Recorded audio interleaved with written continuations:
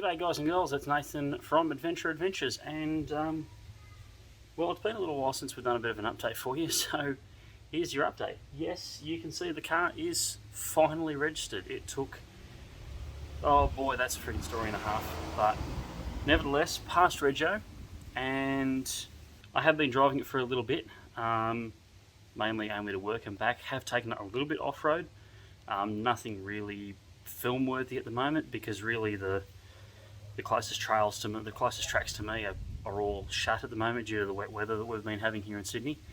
You wouldn't think with, you know, the blue sky we currently have.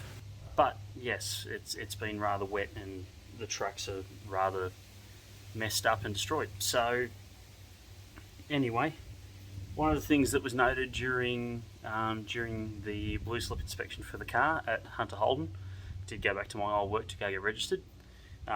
Two things that were noted was there is a little bit of an oil leak coming from the timing case. It's only weeping oil at this point, so I'm not actually all that worried about it. But the other thing that was mentioned was the strut top mounts are failing and they're going to need to be done. And I was like, okay, well that's easy, we can do that easy enough.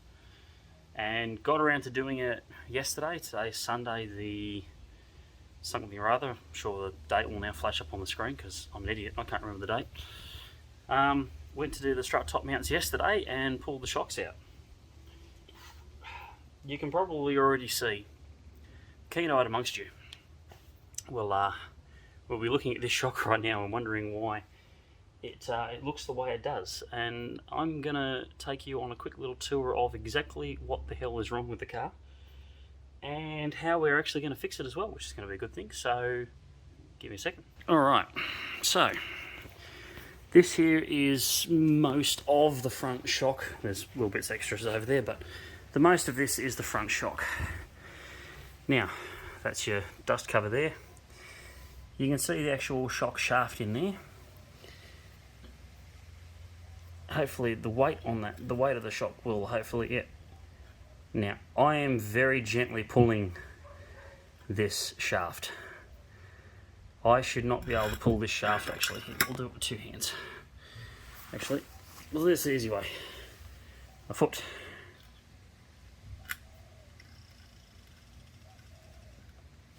I just pulled that out, easy as pie. Now, it is actually already, I'll hold this still so you can see it. I am not moving the camera here. You see how that shaft is already starting to move back in all by its own lonesome? Here, we'll give it some help. I'm not pushing hard on this. Okay, watch. Touching it. Very gently pushing. Here, we'll speed it up a little bit more. And it's not returning back out, it's staying all the way in there.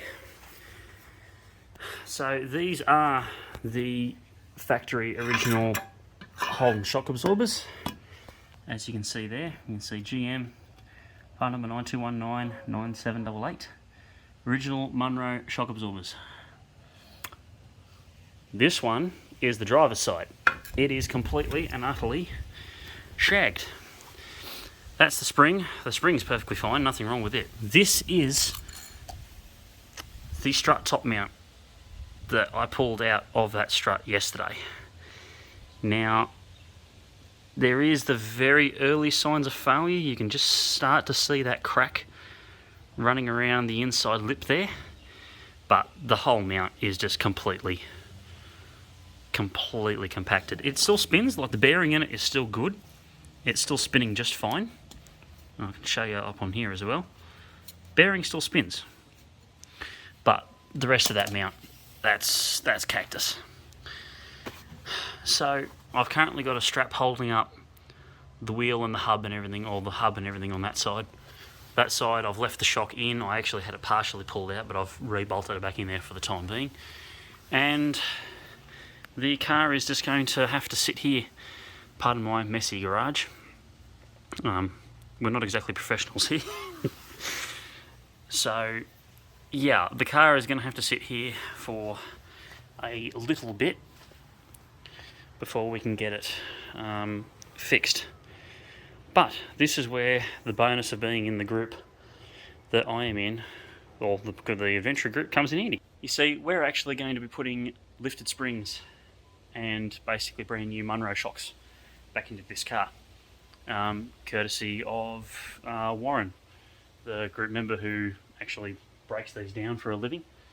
We've actually got coming for this. I'm going to hopefully pick them up tomorrow, Monday, or pick them up Tuesday on my way back out of Melbourne.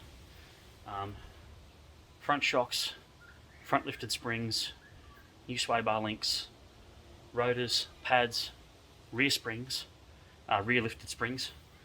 And at that point, once all of that goes in, this car is pretty much back to, I'd say, pretty much brand new suspension, front and rear. So, because as you know from Instagram, if you're not following us on Instagram, there's going to be a nice little link up there for you to click on. We've already put new level air ride shocks in the back of that. A used compressor. Haven't got a reconditioned one yet, but there's a used one in there and it still seems to be working, so I'm good for that. But once the lifted suspension's in, we might, and hopefully by that point, hopefully by next weekend, I should have that in, and then we'll actually be able to take this thing out on the road and hopefully do a little bit of off-roading in it, and we can go do some videos for you. So I apologise for the delay.